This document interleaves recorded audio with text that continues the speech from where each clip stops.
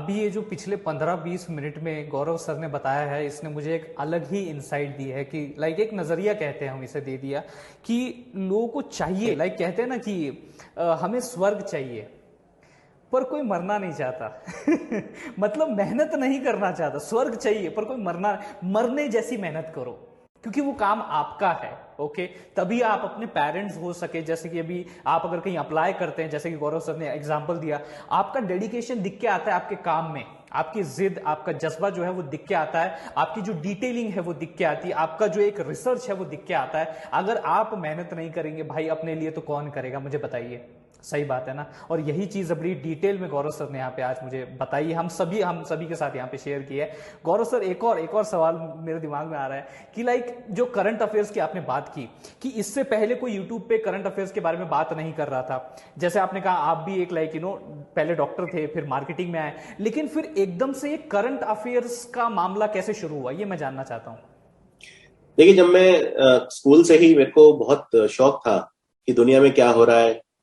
और इवन मेरे कॉलेज में, आप जानते हैं मेडिकल की पढ़ाई में अपनी ही पढ़ाई इतनी होती है कि दूसरी चीजों के लिए तो समय बिल्कुल ही नहीं मिलता।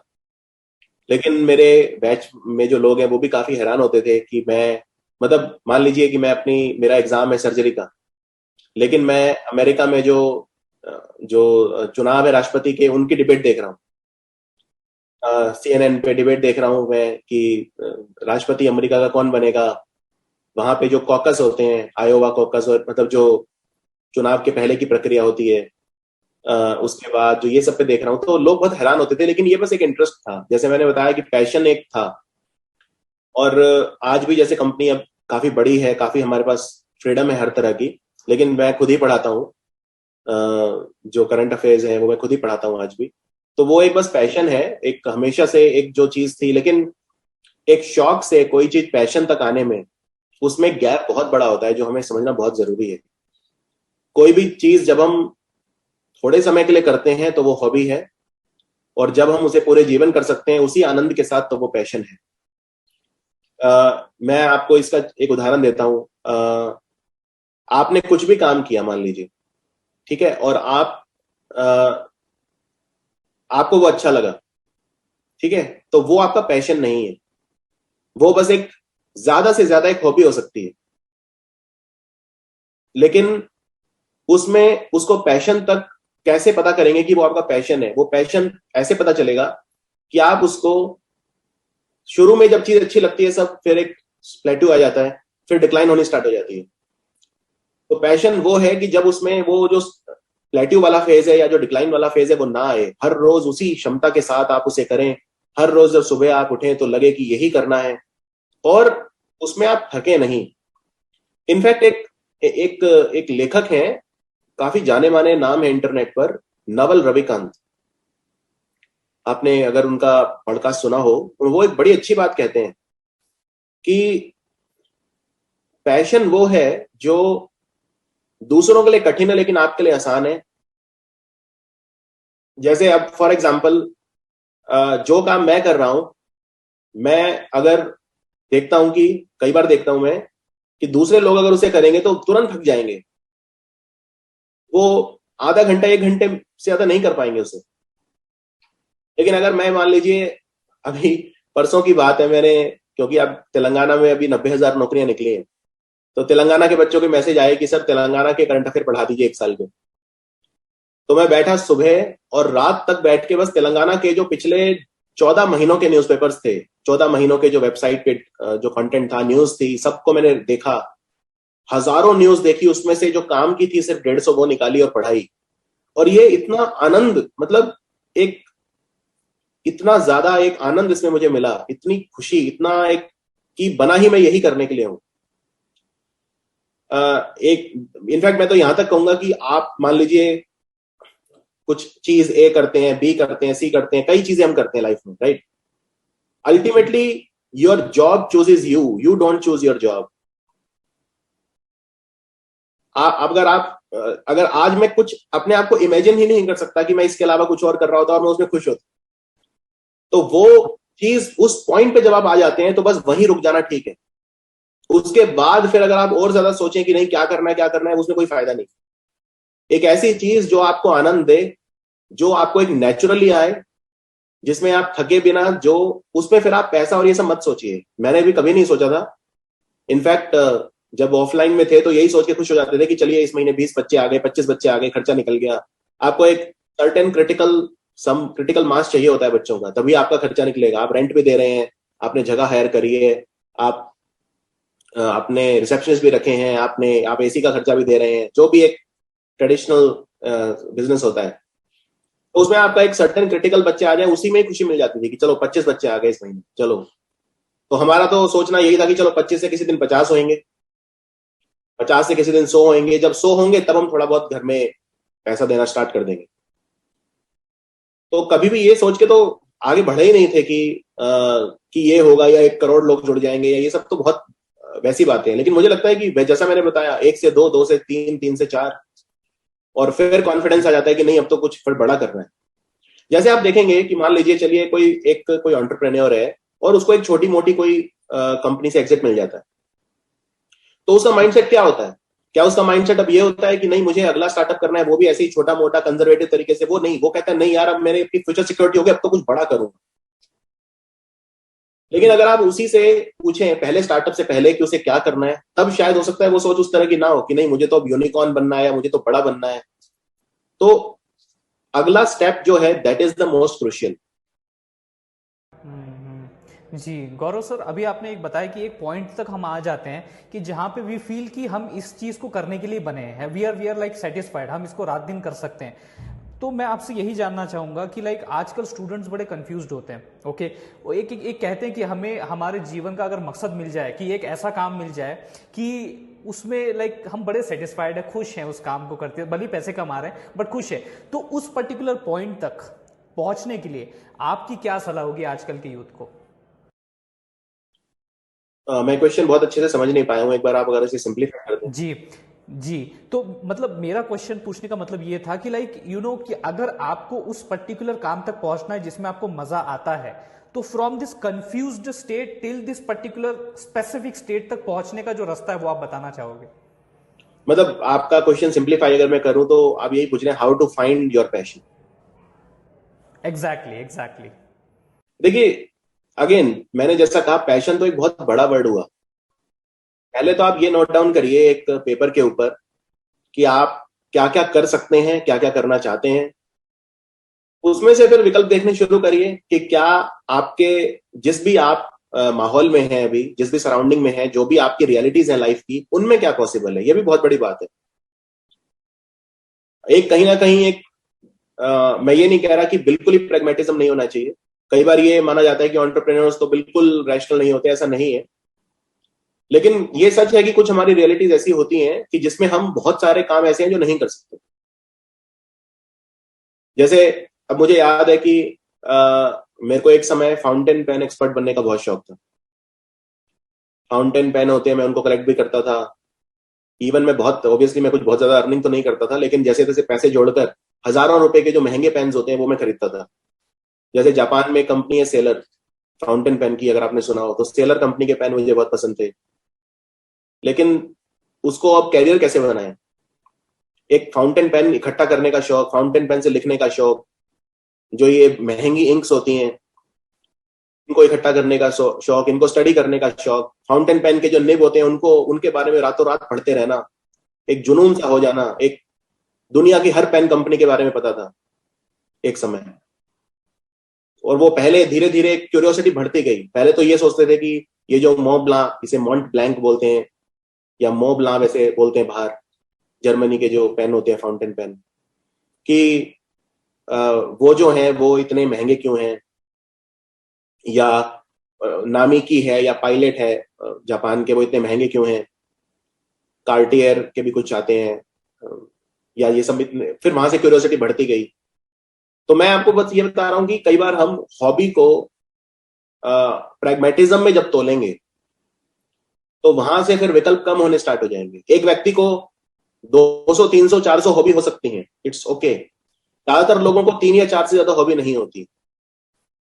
उन 3-4 में से या 5 में से आपको पहले ये देखना है कि क्या इनमें करियर संभव भी है, क्या हम जिस उसमें रहते हैं क्या उसमें वो संभव है। और संभव है अगर, तो क्या क्या अपॉर्चुनिटीज हैं, फिर जो अपॉर्चुनिटीज है उनको लिखिए, फिर उनमें देखिए उन अपॉर्चुनिटीज में आप क्या कर सकते हैं। क्या आपके पास पैसा लगाने को है? अगर नहीं है तो फिर कोई बात नहीं, तो आप जॉब के रास्ते से भी जा सकते हैं कि चलो पहले थोड़ा पैसा इकट्ठा कर लें। तो जब ये सारी रियलिटीज हर व्यक्ति के लिए अलग अलग होती है, इसीलिए इसमें कोई वन साइज फिट ऑल नहीं है। तो यही पैशन के लिए भी अप्लाई होता है कि सबका जो पैशन को ढूंढने का तरीका है वो बहुत अलग अलग हो सकता है। एक व्यक्ति जो मुझे आज सुन रहा है, कोई मान लीजिए विलेज में रहता है, जिसने जीवन में कुछ करा ही नहीं है, कोई एक्सपोजर ही नहीं है, कोई हॉबीज क्या कुछ है ही नहीं वहां पर, तो उसके लिए फिर पैशन ढूंढना और डिफिकल्ट होगा, बजाय उसके कि जिस जो शहर में रहता है, मॉडर्न स्कूल में पढ़ा है, जो एक जिसने कम से कम 100 चीजें ट्राई की हुई हैं, उसने बंजी जंपिंग भी ट्राई की हुई है। अब जिसने जिसने कभी समुद्र नहीं देखा जीवन में, उसके लिए फिर एक करियर सोचना कि मैं स्नॉर्कलिंग में या बंजी जंपिंग में करियर बनाऊंगा, या एक एडवेंचर स्पोर्ट्स में करियर बनाऊंगा, या मैं फॉर एग्जांपल मैं किसी बड़े होटल में अगर मैं एक सिर्फ, जैसे बहुत सारे लोग होते हैं ना ये जो असिस्ट करते हैं कि स्नॉर्कलिंग के वक्त, या जो ये फिटनेस ट्रेनर या इस तरह के करियर हैं, जो व्यक्ति समुद्र नहीं देखा जिसने, वो ये करियर कैसे एनविसेज कर सकता है? तो इसमें हमें यही कोशिश करनी चाहिए, हम समय कम से कम वेस्ट करें और ज्यादा से ज्यादा एक्सपीरियंसेस लेने की कोशिश करें। उससे क्या होगा, हमारा जो हॉबीज का दायरा है या वो चीजें जो हम सच में एंजॉय करते हैं वो बहुत सारी हो जाएंगी। और जब वो बहुत सारी हो जाएंगी, वहां से फिर जब फनल ही आपका बड़ा होगा, तभी फिर नैरो करते करते आपके पास विकल्प ज्यादा होंगे। अगर आपके पास मान लीजिए हॉबीज या शौक ही 2-3 है और आप सोचें कि उनमें कुछ करियर बनाए, तो वो फिर फनल इतना छोटा है कि उसमें से फिर फिल्टर भी करके भी कुछ रिजल्ट आएगा, इसकी पॉसिबिलिटी थोड़ी कम हो जाएगी। तो वो तो नल्ली बन जाएगी, वो तो फनल रहेगा नहीं, वो तो नल्ली हो जाएगी कि शुरुआत ही उसकी बहुत ही जी कम है। तो एकदम सही कहा कि लाइक एक एक्सपोजर, एक एक्सपीरियंस आपको जो है एक तरीके से बताता है, आपके बारे में बताता है कि आप किस में ज्यादा इंटरेस्टेड है और you can go for what. And जैसे फिर उसके बाद आपने बताया कि एक्सपेरिमेंट करते रहो, इंटरेस्ट को ट्राई करते रहो, और जिसमें भैया बैठ जाए पहिया अपना उधर ही गाड़ी चला दीजिए। सही बात है, एकदम एकदम एग्जैक्टली वही बात बताइए। और ये मेरे साथ भी सर पर्सनली हुआ है कि लाइक यू नो मैं भी बड़ा कंफ्यूज था। मैं भी जब अपनी इंजीनियरिंग कर रहा था, I was not having at all a clue कि मतलब क्या ही किया जाए। अभी इंजीनियरिंग कर रहे, इसके बाद मतलब अच्छा ठीक है, इसके बाद सोचेंगे क्या करना है। तो it's like that mentality. But in the last year of engineering the teaching idea came into my life and it changed my life. उसी तरीके से मैं आपसे पूछना चाहूंगा कि आपके लाइफ में ये टीचिंग का आइडिया कब आया, कैसे आया, व्हाट ऑल हैपेंड, ये जानना चाहता हूं मैं। जब मैं स्कूल में भी था, तो अगर मैं कोई टॉपिक था तो वह अपने दोस्तों को बहुत अच्छे से समझा पाता था। सेम ड्यूरिंग मेडिकल कॉलेज, जब मैं कोई चीज पढ़ाता था अपने दोस्तों को, तो बहुत वो एक उसमें वाव फैक्टर था। वो बोलते थे कि भाई तुमने जो समझा दिया वो समझा दिया, बस वो लॉक हो गया, वो बैठ गया दिमाग। तो एक शायद ये तो कहना मुश्किल है कि क्या ये प्राकृतिक टैलेंट है, ये तो कहना बहुत मुश्किल है। मुझे लगता है हर चीज कंडीशनिंग से ही होती है। पर एक एक वो पेन पॉइंट मैं समझता हूं कि कई बार क्या होता है, मान लीजिए हम कुछ पढ़ा रहे हैं, कुछ कठिन शब्द आए, हम चाहे तो वो शब्दों के उसमें उसको स्किप कर सकते हैं, या हम बड़े बड़े शब्दों के पीछे छिप सकते हैं। लेकिन जब आप वो पेन समझते हैं बच्चे का, कि बच्चा यहां फंसेगा, तो उस पर फिर उसको मेहनत करेंगे, फिर आप कुछ ऐसी भाषा में कुछ उसको समझाने की कोशिश करेंगे कि कैसे तैसे उसके दिमाग में वो फिट हो जाए। तो वो चीज मैं कर पाता था, इसलिए फिर मुझे उसमें एक पॉसिबिलिटी दिखाई दी। वरना आज तो ये हम एड टेक की बात करते हैं और ये $1 बिलियन कंपनीज की बात करते हैं, लेकिन उस समय टीचर अगर बोलते थे हम टीचर बनेंगे, तो सब यही सोचते थे कि भाई कुछ विकल्प जीवन में नहीं है तब टीचर बनेगा। कि मान लीजिए कि एग्जाम सारे बैठ लिए, उसमें क्लियर नहीं हुए तो टीचर बन गए। या अब आप हैरान होंगे कि मैंने अपने जीवन में कोई भी एग्जाम नहीं दिया, ना मैंने आईएएस का एग्जाम दिया, ना मैंने कोई और एग्जाम दिए, मैं सिर्फ पैशन के लिए टीचर बना हूं। तो मुझे लगता है कि एक वो भी एक बहुत धारणा थी उस समय कि टीचर अगर बन रहा है मतलब ठीक है, जीवन में जब कुछ नहीं बचा तो टीचर बन गए। इनफैक्ट टीचर से तो लोग ये भी पूछ लेते थे कि चलो ये तो आप वैसे ही कर रहे हो, वैसे असली में क्या करना है आपको जीवन में। इवन इवन 2-3 साल पहले तक भी ये पूछा जाता था मेरे से कि ये चलो यूट्यूब तो चल कर रहे हो आप, जो भी कर रहे हो, लेकिन असली में क्या करते हो। तो जरूरी नहीं है कि हमें हर सवाल का जवाब देना है। हमें ऑब्वियसली दूसरे जो लोग हैं, हमें उनका भी समझना है कि वो किस बैकग्राउंड से हैं, किस सोच के साथ वो बड़े हुए हैं। एक बार मैं हिमाचल गया था, तो वहां पर मुझसे पूछा किसी ने कि आप क्या करते हो, तो मैंने कहा मेरा एक एडटेक कंपनी है। और उन्होंने और बातें पूछी, तो मैंने बताया कि ठीक है, इतने 200-300 लोग काम करते हैं, सब कुछ है, मैं उस कंपनी का सह संस्थापक हूँ, ये हूँ वो हूँ। तो बोले ठीक है। फिर उन्होंने पूछा आप जैसे डॉक्टर हो तो क्या सरकारी में हो? तो मैंने कहा नहीं नहीं, आपको बताया ना कि मैं कंपनी चलाता हूँ, इसमें ये मतलब। फिर उनको वो एक तरह से वो, उन्होंने सोचा कुछ ऐसे ही कुछ करता है, मतलब अगर उनकी नजरों में मैं कोई एक सरकारी उसमें डॉक्टर होता तो शायद उनका वो एक ड्रीम पर्सन होता मैं उनके लिए। देखिए, हमें ये समझना होगा कि सबको हम खुश नहीं कर सकते। अगर किसी की कंडीशनिंग किसी तरह की है तो अच्छा है कि उस व्यक्ति से दूरी बना ली जाए और अपने लक्ष्य पर फोकस किया जाए। हमारी बहुत सारी एनर्जी हम खो देते हैं दूसरों के परसेप्शंस पर खरा उतरने की कोशिश करने में। उस एनर्जी को अगर हम अपने ही फील्ड में लगाएंगे और कुछ बन जाएंगे, क्योंकि हर चीज में एनर्जी होती है। जैसे फॉर एग्जाम्पल आप एक मान लीजिए, अगर 3 रोटी खाते हैं और आप 3 टाइम खाना खाते हैं, तो मतलब आपके अंदर बस 10 रोटी जितनी ही एनर्जी है लगभग। अब आप उसको कहां कहां लगा सकते हैं? तो वो लिमिटेड काम है जिनमें आप उसको खर्च कर सकते हैं, राइट। तो अगर आप उसमें कुछ टाइम इसमें इसमें भी खर्च कर देंगे कि नहीं दूसरा क्या सोच रहा है, पहले उसको सेटिस्फाई करता हूं, कुछ उसमें लगा दी, कुछ दूसरी चीजों में लगा दी, कुछ लोगों के परसेप्शंस को वो करने में लगा दी, कुछ सोशल मीडिया में लगा दी, तो फिर जो बचेगी आप उसे लगाएंगे अपने लक्ष्य की तरफ। इससे अच्छा ये है कि पूरी ही लक्ष्य की तरफ लगा दो। तो बाद में क्या होगा, जब सक्सेस थोड़ी बहुत मिलनी स्टार्ट हो जाएगी तो ये अपने आप ही आप देखेंगे कि जैसे फॉर एग्जाम्पल मान लीजिए, जब जब हम कुछ नहीं होते, जब हम सक्सेसफुल नहीं होते, जब थोड़ा एक अंदर चिड़चिड़ापन आ जाता है, एक स्वभाव हमारा बहुत नेगेटिव हो जाता है, और तब पूरी दुनिया ही बहुत नेगेटिव लगती है। लेकिन जब हम कुछ बन जाते हैं, कुछ आगे जीवन में बढ़ जाते हैं आगे, तो फिर सब ठीक लगने लग जाता है। हाँ, सब अपनी जगह पे, एवरीथिंग फॉल्स इनटू प्लेस। तो हमें ये समझना है कि हमें पहले ही ये कोशिश नहीं करनी कि everything will fall into place.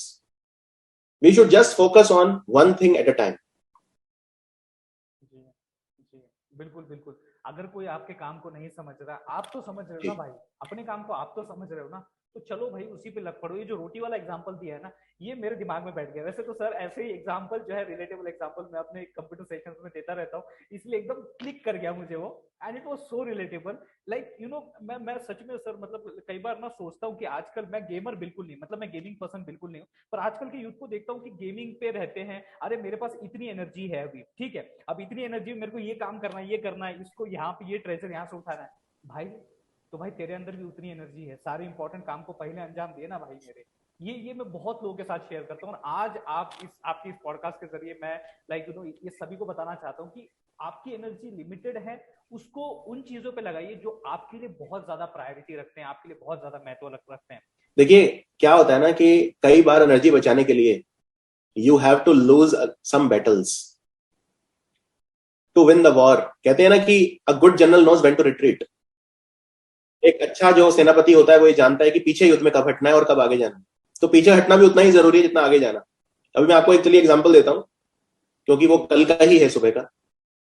कल सुबह ऑब्वियसली बहुत मेरा प्रोडक्टिव डे मैंने प्लान किया था, क्योंकि मेरे को ये भी करना है, मुझे लेक्चर्स भी प्लान करने हैं, मेरी मीटिंग्स हैं, मेरी जैसा एक नॉर्मल डे होता है एक एंटरप्रेन्योर का। सुबह मैं जा रहा था और पीछे से किसी ने गाड़ी पे मार दिया, और गलती भी उसी की थी। अब या तो मैं उससे उलझूं, उसमें अपनी एनर्जी वेस्ट करूं, उसमें यू नो मैंने और वो मैंने उसका मतलब वो दिख जाता है शीशे में कि वो थोड़ा सा एकदम से वो हुआ, मतलब कि अरे ये तो अब लड़ने आएगा। मतलब एक होता है ना कि जैसे अरे अब तो मैं मतलब घबराया, वो थोड़ा सा दिखा मुझे वो शीशे में, जब मैंने पीछे देखा उसकी तरफ, तो मैंने कुछ नहीं किया, चुपचाप अपनी जो है गाड़ी आगे निकाल के मैं चला गया। बिकॉज आई वॉज लाइक कि कुछ हल्का फुल्का अगर नुकसान हुआ भी होगा तो वो वैसे ही मुझे इंश्योरेंस में मिल जाना है। और बात पैसों की भी नहीं थी, बात ये थी कि उस समय जो मैं उसमें अपना दिन खराब करता, मैं उससे उलझता, मैं उसमें वो तो फिर एक ईगो इशू है कि मान लो किसी ने आपका नुकसान भी कर दिया और आप चुप हो गए। तो एक वो कभी कभी वो ईगो पीना भी आना चाहिए। मैं वहां उसको आधा घंटा सुना भी सकता था, कुछ कुछ मैं उससे लड़ भी सकता था, वहां पे कुछ भी कर सकता था, लेकिन मैंने वो सब नहीं किया। क्यों? क्योंकि मेरी नजर सिर्फ अपने लक्ष्य पे है, मेरे को कल के दिन में जो जो अचीव करना था मुझे वो करना है। तो जो एनर्जी बचाने वाली मैं बात कर रहा हूं ना, ये इसमें बहुत बार आपको you have to pick your battles.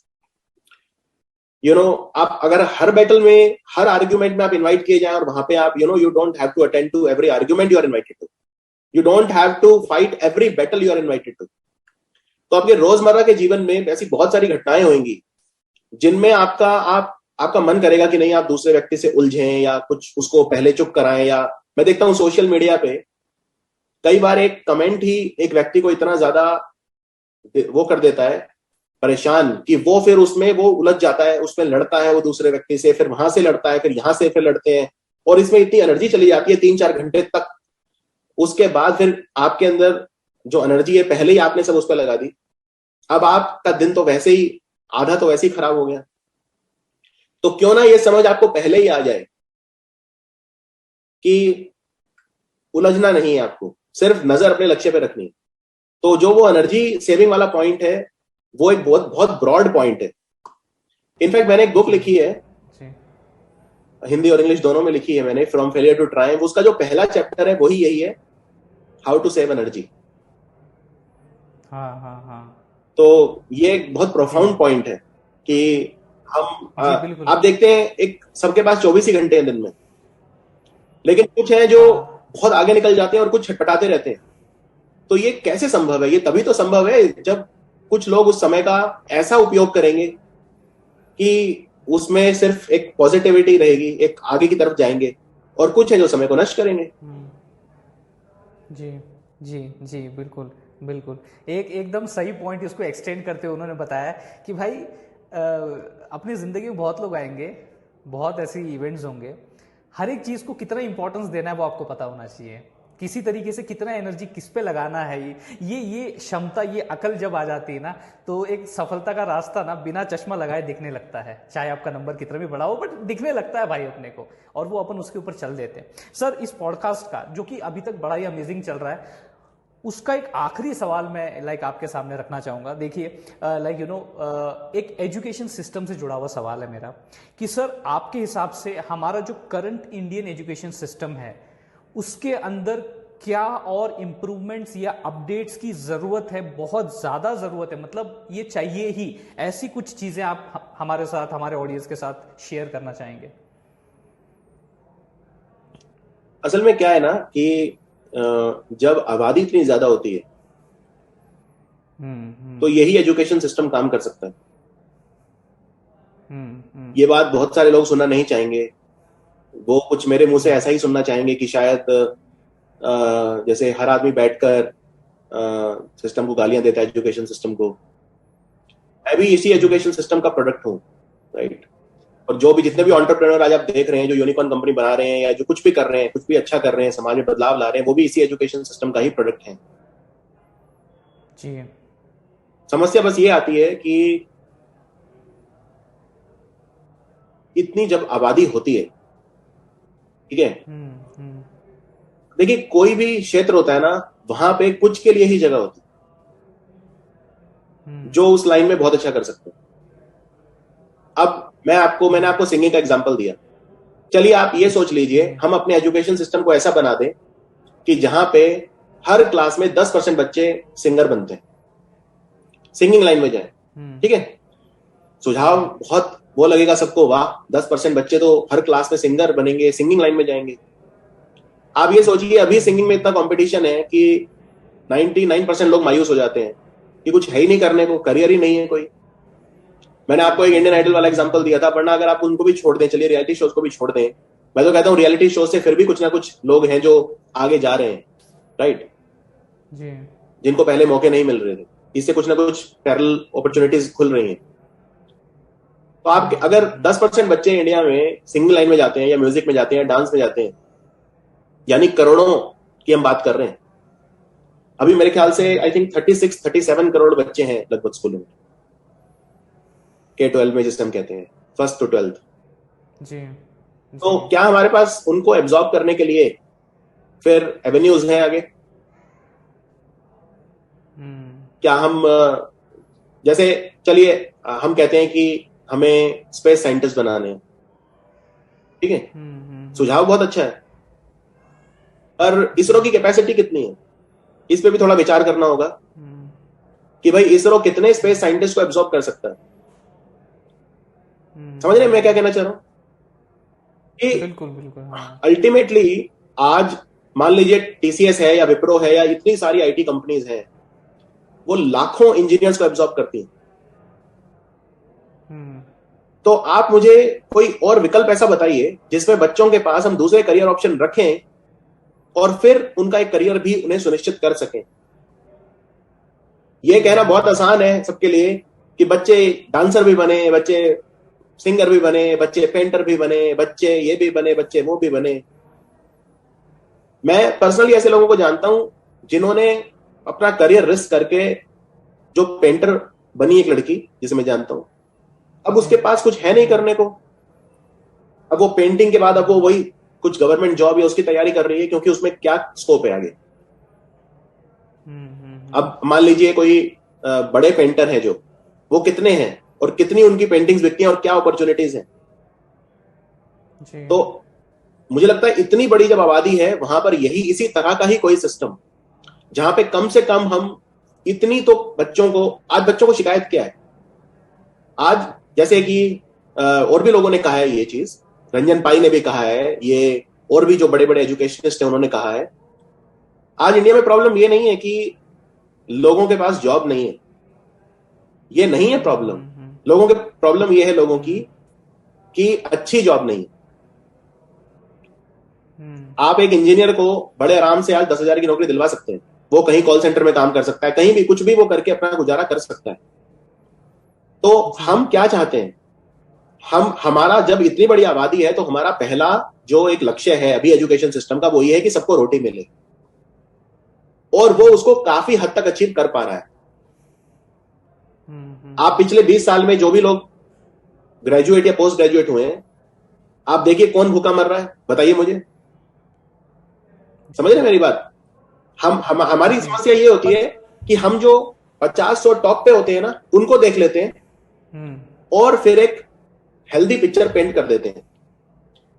जैसे फॉर एग्जांपल कोई मुझे कहे कि भाई भारत से तो स्पेस साइंटिस्ट नहीं निकलते या एस्ट्रोनॉट्स नहीं निकलते, तो मैं तुरंत पलट के कहूंगा तो कल्पना चावला थी। बिल्कुल। पर आप ये भी देखिए कि वो एक ही थी। हमारे पास ऐसा सिस्टम नहीं था कि हम और कल्पना चावला बना सकें, इसीलिए उनकी लेगेसी आज तक इतनी ज्यादा है। बिल्कुल बिल्कुल सर, मैं गौरव सर आपके जो कह रहे हैं आप उसकी डेप्थ में समझ पा रहा हूं, but what I was trying to say is like that कि जो एजुकेशन सिस्टम है जो पहले से चला आ रहा है उसमें अपडेट्स आनी चाहिए जितनी नहीं आ रही हैं, जो अपडेट्स होनी चाहिए। साथ ही साथ सर मैं आपको एक मेरा पर्सनल एक्सपीरियंस शेयर करना चाहूंगा मैं, कि लाइक लिटरली मैं अभी जस्ट एक पिक्चर देख के आया था, मूवी अभी जो रिलीज हुई कश्मीर फाइल्स में देख के आया, मुझे इतना लिटरली दुख हुआ कि ये सारी चीजें why these are not included in the things that we are learning in the school and education. मुझे महाराणा प्रताप जी के बारे में तब पता चला जब वो सोनी टीवी पे serial I. Why I was not knowing before कि हमारा जन्म ऐसी भूमि पे हुआ है जहां पे महाराणा प्रताप शिवाजी महाराज जन्म ले चुके हैं, हमारे बड़े बड़े ग्रेट लीडर्स। तो इन सारी चीजों को क्यों एजुकेशन में इंक्लूड नहीं किया जाता? बिकॉज इससे क्या होगा, वो जो यूथ है, वो जो बच्चा है, उसका ब्रेन जो ऐसा डेवलप होगा कि वो भारतीय होने पे गर्व करेगा, वो अपने भारत के लिए कुछ और करना चाहेगा। So this is what I was talking. आपका जो क्वेश्चन है वो ज्यादा कंटेंट की तरफ है कि जो स्कूलों में पढ़ाया जाता है तो ये चीजें क्यों नहीं पढ़ाई जाती, राइट? ये बात बहुत लोग कह चुके हैं और इससे मैं एग्री करता हूं कि एक बैलेंस्ड अप्रोच होनी चाहिए। यहां पे बैलेंस का मतलब ये नहीं है कि किसी विचारधारा को बैलेंस करना है, हमें नहीं, हमें साउथ के बारे में भी पढ़ाना है। अब जैसे आप ये साउथ के जो भी वंश हुए हैं, राइट, राष्ट्रकूट या जितने भी डायनेस्टीज थी, ये चोल वंश, चोला डायनेस्टी वगैरह, इनके बारे में मुश्किल से एक पैराग्राफ में खत्म कर दिया जाता है। लेकिन जो मुगल डायनेस्टी है, जो मौर्य है, जो इन्हीं पे पूरी किताब 80% इन्हीं पे ही रहती है। तो जब बच्चा बड़ा होता है तो उसमें साउथ इंडिया के लिए जो रेस्पेक्ट है, जो वो है, वो बिल्कुल डेवलप नहीं होती। उसे लगता है सब कुछ नॉर्थ में ही है इंडिया में। तो वो मैं उसमें एग्री कर रहा हूं आपको, लेकिन मेरे को ये लगता है कि उसके लिए फिर एक हमें कंप्लीट रिवीजन चाहिए कंटेंट की। क्योंकि अब फॉर एग्जांपल जो रीजनल जो चीजें हैं बहुत सारी और भी हैं, क्योंकि ये बहुत एक अगेन मल्टी फैसेटेड डिबेट है, बहुत बड़ा और बहुत अलग जी तरह का डिबेट है। मैं इसको एक दो लाइन में वो नहीं कर सकता, लेकिन मैं आपको एक छोटा सा एग्जांपल देता हूं। जैसे हमें जलियांवाला जी बाग तो पता है, हमें पढ़ा दिया जाता है, जी। लेकिन हमें पाल दादा मैसेकर नहीं पता, जो गुजरात में अभी 100 साल जिसके मनाए गए हैं। हमें तारापुर मैसेकर नहीं पता, मुंगेर में जो हुआ था बिहार में। तो जलियांवाला बाग से भी ज्यादा मैं कहूंगा कई कई मैसेकर तो ऐसे थे जो, तो जलियांवाला बाग ही क्यों इतना ज्यादा पढ़ाया जाता है, ये सवाल आना चाहिए हमारे दिमाग में। अब मैं तो क्योंकि जीके का टीचर हूँ, जीएस एक्सपर्ट हूं, तो मुझे तो ये सब मैसेकर पता है, और भी मैं बहुत बता सकता हूँ। और मेरी समस्या ये है कि हाँ, इतना टाइम अब अहोम किंगडम हमें क्यों नहीं पढ़ाया जाता। हमें आप अकबर के सारे सेनापति डिटेल में पढ़ा देते हो, हमें लचित बोरफुकान के बारे में क्यों नहीं पढ़ाया जाता आसाम के। हमें मणिपुर की रानी रानी गैडिनलियू के बारे में क्यों नहीं पढ़ाया जाता। तो ये तो सवाल है, मैं मानता हूं, लेकिन इसके लिए ये तो कंटेंट इशू है, और ये मुझे लगता है इसमें अब एक इसकी जरूर रिवीजन होनी चाहिए। हालांकि मैं ये मानता हूं कि इसके लिए फिर आपको थोड़ा सा जो नॉर्थ वाला कंटेंट है वो भी कम करना पड़ेगा, क्योंकि एक जो फीडबैक जो कंसिस्टेंट है हर बच्चे का, वो ये है कि वो ओवरवर्क्ड है सिलेबस से।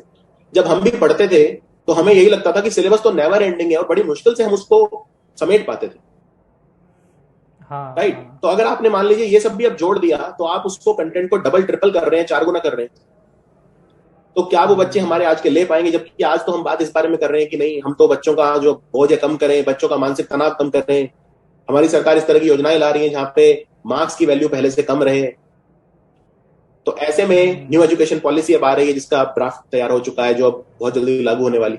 ऐसे में क्या हम बच्चों का 4 गुना सिलेबस कर दें, 5 गुना कर दें, क्या उसमें बच्चे ज्यादा अच्छा उसको वो करेंगे। तो ये सब चीजें देखनी होंगी, इनका जवाब समय के साथ मिलेगा।